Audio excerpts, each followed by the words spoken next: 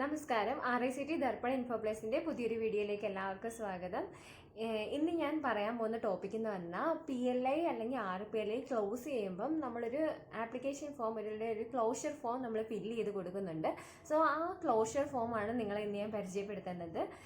നമ്മൾ ഒരു സബ്സ്ക്രൈബർ തന്നെ എന്നോട് ചോദിക്കുകയുണ്ടായി PLI എങ്ങനെയാണ് ക്ലോസ് ചെയ്യേണ്ടത്, അതിൻ്റെ പ്രൊസീജിയേഴ്സ് എന്തൊക്കെയാണെന്നൊന്ന് പറഞ്ഞു തരാമോ എന്ന് ചോദിച്ചിരുന്നു.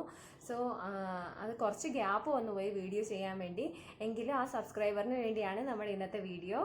ഈ ചാനൽ നിങ്ങൾ ആദ്യമായിട്ടാണ് കാണുന്നതെങ്കിൽ നിങ്ങൾ തീർച്ചയായിട്ടും സബ്സ്ക്രൈബ് ചെയ്യുക. പോസ്റ്റ് ഓഫീസ് സംബന്ധമായിട്ടുള്ള എല്ലാ ന്യൂസും നിങ്ങൾക്ക് ആദ്യമായിട്ട് അറിയാം. ഈ ചാനൽ തീർച്ചയായിട്ടും സബ്സ്ക്രൈബ് ചെയ്യണം.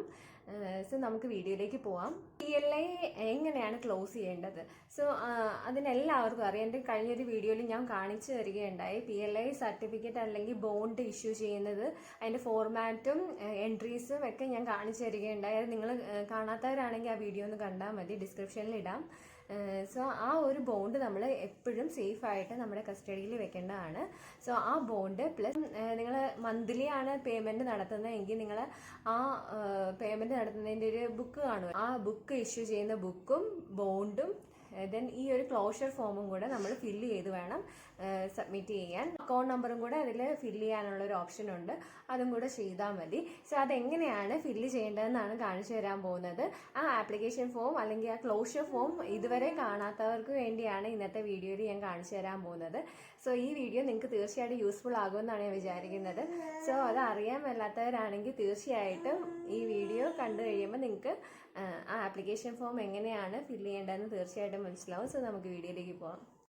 So this is the claim form for maturity or survival benefit of PLI or RPLI policy, and there you have to select the policy type first, that is the policy type you have opted, and second one you have to write your name, the name of insurant, then you have to write the policy number, then the sum assured, then date of acceptance.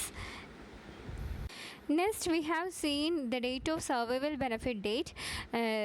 This is applicable only for anticipated interment assurance policy, and then came the loan taken against policy. There you have to tick whether yes or no. Then your communication address you have to write. So if you have opted for pay recovery policy, then you have to write the name and designation of the DDO, office address and PIN code. That is essential. And then you have to write the account details, the account number, account type and name of account holder, name of bank. There you have to write bank details or post office savings account details. So this is essential. And then came the documents to be enclosed.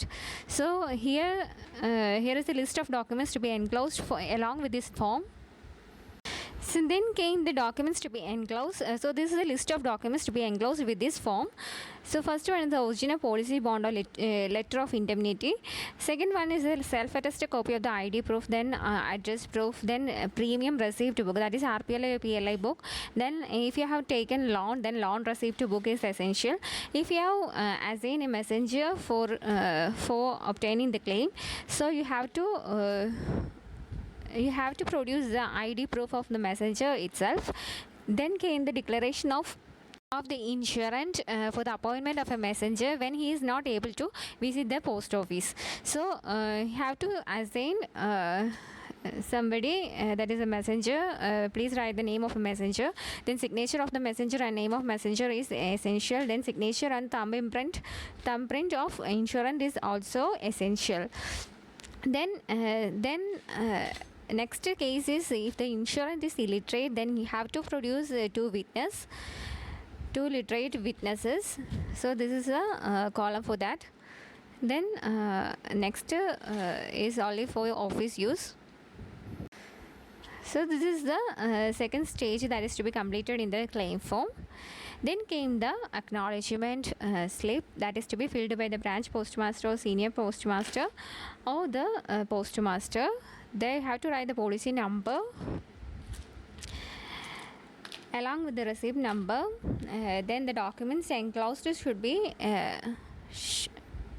checked and whether it is produced. Then you have to tick in the prescribed column.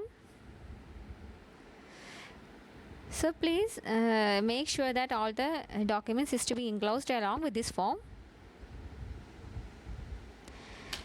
So if any other documents is to be produced, then please specify in the right column.